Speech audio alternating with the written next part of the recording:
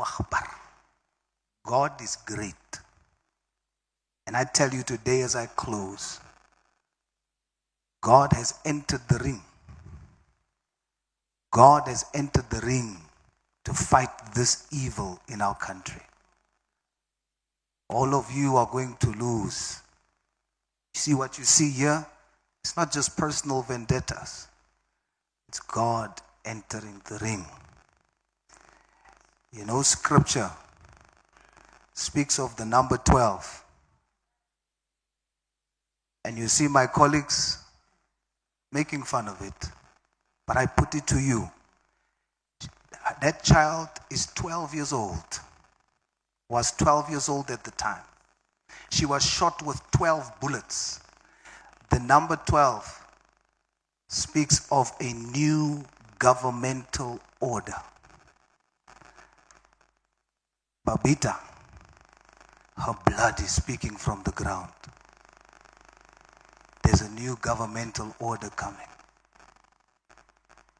And all these whistleblowers that are being victimized, they are going to win. And those involved in evil is going to lose. Are we?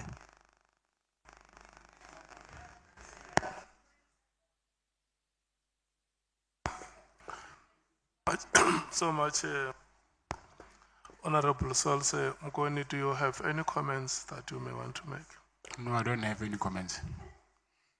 Not even hallelujah?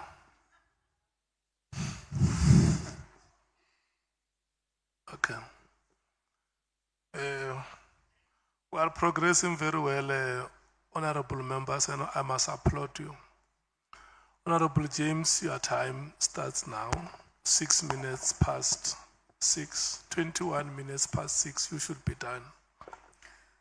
Mr. Matlala, I listened to your testimony yesterday in which you claimed that firearms, cell phones, gadgets and similar items were taken from your property during the raid on the 6th of September and again in a subsequent raid, right? I would like to clarify the following.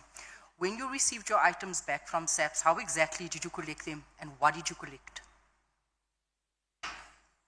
I went to the police station and I went there with my protectors, and then they said I must go to at the back there's an SAP 13, and I found a gentleman there at SAP 13, and then who said I must produce my ID document to confirm that it's me, and then I showed him, and then he took out the register book and then he booked them out.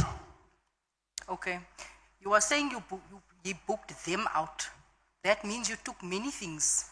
I put it to you, I visited Brooklyn SAPS. I went to verify and I tested what you told us yesterday. I'm just back from there. I went yesterday and I went again today. You only took one item out of that SAP 13. One item? One item. What is one item? You took your firearm. How did my firearms get back to my office? I put it to you that on that day, you only took one firearm is what you signed for. That is in the SAP 13 book. I'm saying that's a total lie. It's impossible. I got all my firearms. I personally checked the records this afternoon and they indicate that you only collected a single Beretta pistol. Is that correct? It's not correct. It's a total lie.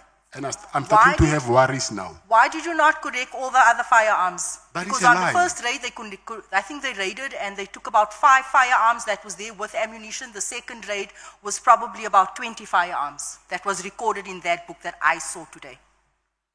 That is a lie. It's a lie. It's a lie, yes. I put it to you that the person that signed for those items is a lady. A lady collected. It's not a lady, it's a guy from Northwest. He speaks Tswana. You see, that is something you that I don't didn't collect understand. it, sir, but you didn't collect your items. Someone else collected those items on the 31st of December. It was me. I remember very well. Even my VIP car, it was broken the outside. They had to fetch me with another car. I was there myself. I'm saying to you, I sat in that office earlier on when I left this place. A lady collected the remainder of those items on the 31st of December. I put it to you, You claimed that your watches were missing. You claimed that your laptop was missing. You claimed that SAPS has stolen from you. Yet you did not open up a case for your watches, your Rolex, your laptop, and everything else. You didn't open up no case for that because that wasn't recorded in the SAP 30. First of all, that is a lie. And second of all, I don't understand then why are you raising your voice because of this? Because I'm not fighting with you. Because you are worth me raising my voice to. No, you are also lying because what you're saying is not true. I saw. So you are saying that I'm blind. I'm saying that you are not telling the truth. I'm That is a talking the lie. truth. Yes, 100%. I'm saying so. I have I'm proof. saying to you that the records reflect that you No, did no, not no, fetch no. your own No, no, firearms. no. Then how did my firearm go to my office? So this is why this committee needs a forensic investigator so that we don't have to do our own investigations. But I did it anyway today. It's impossible. I put it to you. When I ask questions, No. it's not because I don't know the answers. You collect. I remember very well, it was on New Year's Eve. The guy told me that Yes, he's... it was on New Year's he Eve. I'm stays- telling you it was on New Year's The Eve. guy said to me that he stays in, he's from Northwest. He Mkhwetha. was even speaking Tswana. I remember very well that day. I will never forget. They came with a Mkhwetha. black BMW. Matlala Yes. and Honorable James. Or James Wayaga. No, wait, Matlala, you.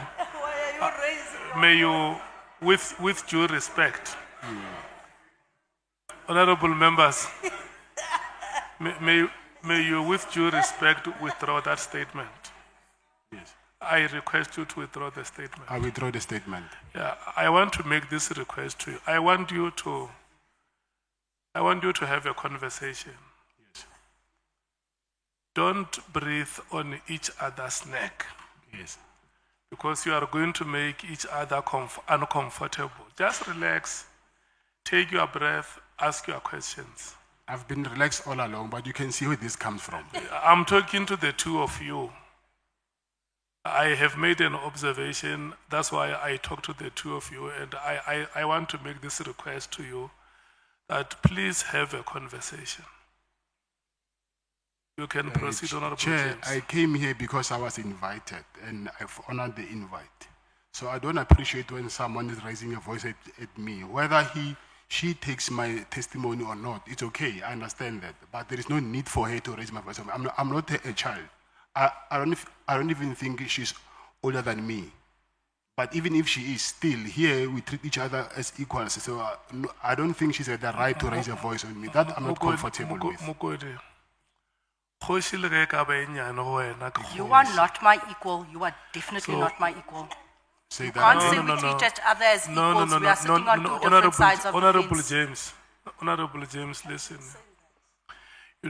You know, let's tell the South African public that when we are here, we are the supreme leadership of this country. There is no institution in the Republic of South Africa bigger than Parliament.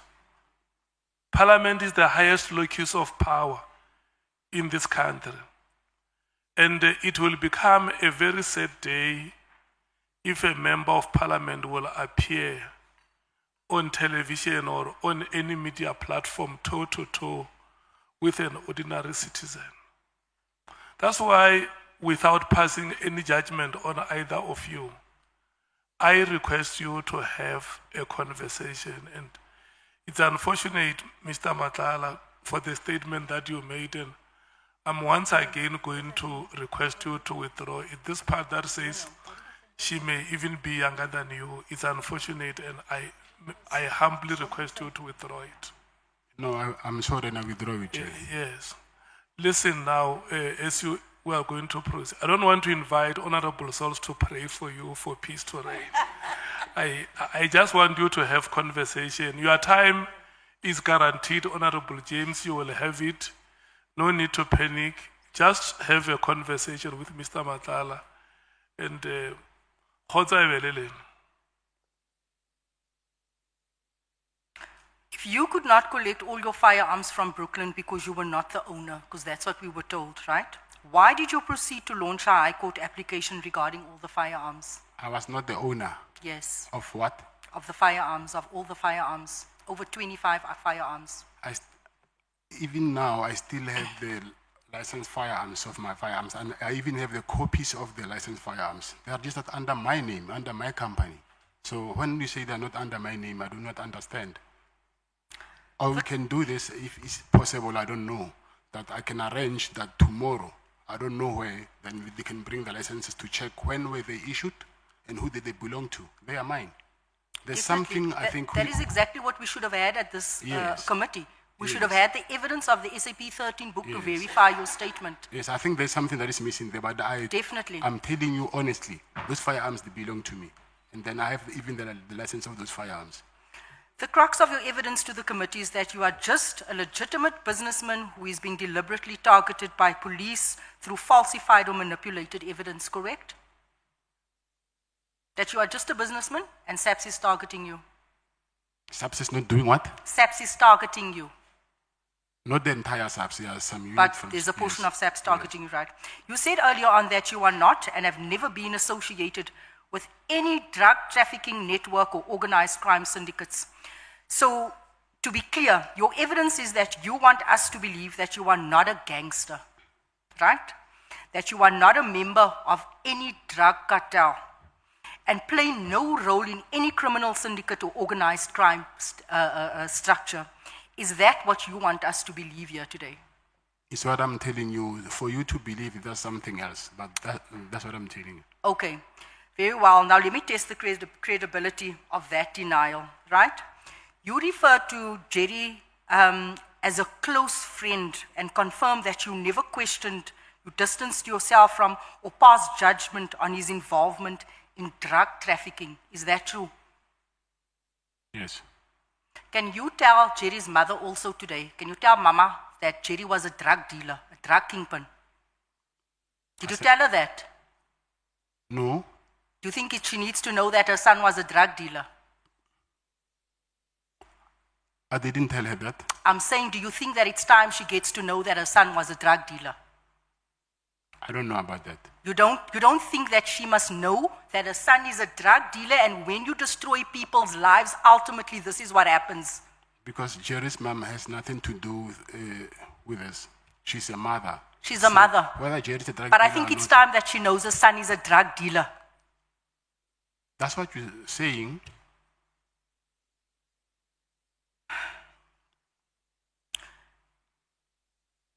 Do you know someone by the name of Ishmael Nangi? Yes, I do. Were you involved in a business relationship with Ishmael Nangi? No. You weren't. Yes. You weren't involved. Business. Yes. Any dealings? Do you have any dealings with him? No, I don't. You don't. Were you present at the meeting with Ishmael and Jerry on the night that he went missing? No, I was not. You weren't present at the meeting. The Meeting? night Jerry went missing, you didn't meet with him. No, I didn't. You didn't meet. No, Would he- this he- not be the reason why they think you've got something to do with his kidnapping? No, I didn't. I didn't meet him that day. It was on Monday, I remember. Sunday, that Monday, he called me actually telling me that he was in the club on Sunday. So I was talking to Jerry on the phone, and we never met. But you never met with Ishmael and Jerry? No, Never. no. What would be your response if I put it to you that the allegation that you and General Sibia were allegedly involved in the sale of illegal drugs from stolen forensic laboratory to the value of 40 million rand, which was given to Jerry to sell, and that Jerry in fact owed money to you and Sibia and Nagy, and that was the reason for meeting him on the night of his disappearance? Like I'm saying to you, That Jerry owed you guys money. It was a drug deal gone horribly wrong. that is not true. Not true. Yes. I highly doubt that the truth of your answers, Mr. Matlala, but let's move on, right? Because you've had nothing to do with his disappearance. Yes. Because that's earlier true. on, Mr. Malema said that his family thinks that you are involved. And now I put it to you that there was 40 million rand worth of drugs sold, stolen from forensics that embroiled, alleged yourself and General Sibia. But you have nothing to do with that. That's my first time hearing that from you, actually. Would you accept that as a general principle, bribing powerful public officials is a fundamental ingredient of organized crime networks? Bribing people is the ingredient needed for networks. Yes, I agree. Thank you. Besides the 500,000 that you bribed former Minister Becky Cele Have you ever given money, gifts or financial assistance to any senior SAPS members? Besides that 500, have you ever given anyone, because we need to track the money? Have you ever given money to anyone, paid for anything in SAPS? Think very nicely. Not that I can think of. Not that you can think of. Let me try and refresh your memory.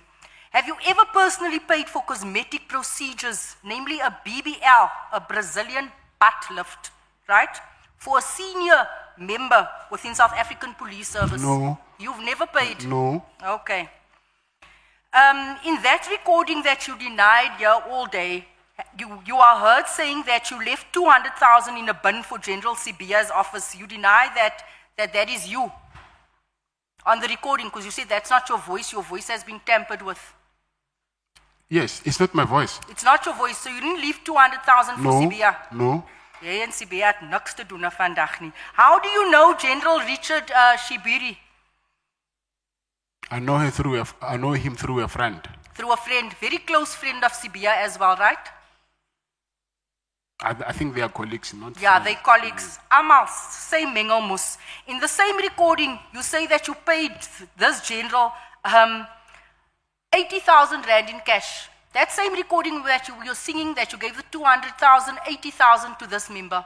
Like I'm saying, that recording is fake. It's fake. Yes. So you didn't pay for this. This 80,000 was for the fact that he was promoted from a brigadier and he was promoted to crime intelligence, and you paid for the celebrations. You didn't do that. No, I borrowed him money and he paid You me borrowed back. him money, Yes. the money for the party to Yes. celebrate his promotion. But he paid me But back. you just said just now that you never gave money. So you know a lot of friends, you have a lot of friends in SAPS. He borrowed me money. He borrowed money from me and he paid back. In the very same recording, you reference amount of 500,000. Here we don't have a name being paid to crime intelligence official. Do you also deny this? That I paid 500,000 to who? Crime intelligence official. In No. the same recording that played, all this money, trailing of monies that you've paid to people in SAPS. Unfortunately- Not you, not your voice. No. Okay. Do you understand that the common thread in the evidence before this committee is that you were corruptly bankrolling and influencing senior police officials? Whether you deny it or not, you have admitted to bribery of a former police minister. So why on earth should we believe you that you didn't bribe any other officials? I'm not saying I want you to believe me. I'm telling you what I know. So whether you believe me or not, that is something else. Why would a person who presents himself exclusively as a businessman be routinely providing large cash payments to senior police officials, including claims of leaving money in bins, paying for medical procedures, funding of officials within crime intelligence? Why would you be doing all of this? I've never Got done your that. firearms back. Why do you pay? You have a history of paying people in SAPS. But the Like information, you've captured SAPS. you have is wrong. I've never And left. people are always borrowing money from you. It's always in SAPS. Can I answer? Are you You finished? may. I'm saying I never left any money in the bin. I put it to you again, if these payments were not intended to influence wrongdoing, unlawful protection, preferential treatment, disappearance, or withdrawal of cases, then for what legitimate business purpose, you being a businessman, for what legitimate business purpose were they made?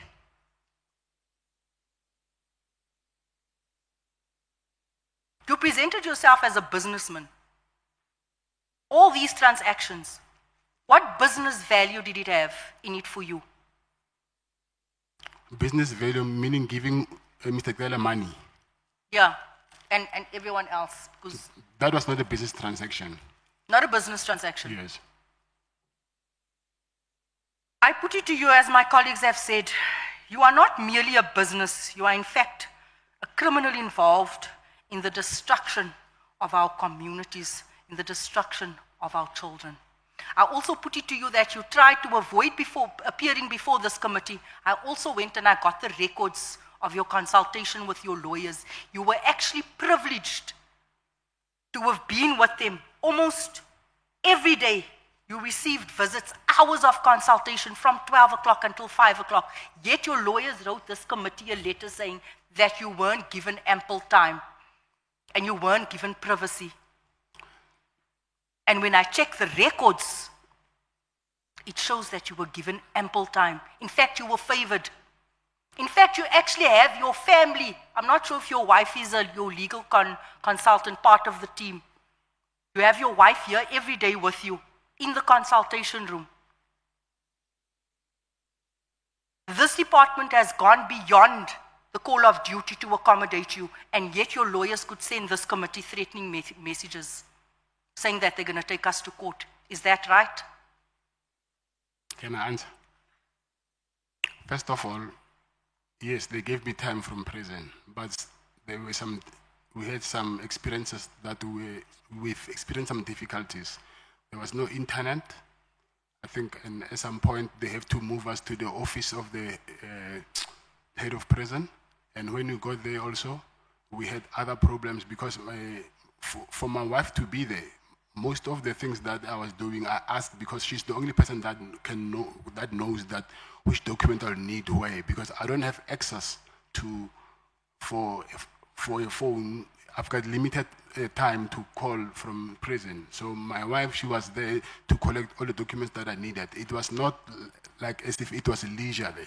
It was my legal team and my wife, and it was not like I was using that thing to be with my wife. So that is not correct when you say that the prison is giving me opportunity to be with my wife. So that way it was because of my legal team asked that she can be present so that I can give instruction of which documents I need from them. I'm done. Thank you, Chief. Yeah, thank you so much. I have given you the referee's optional time for the minutes that you spend in an altercation.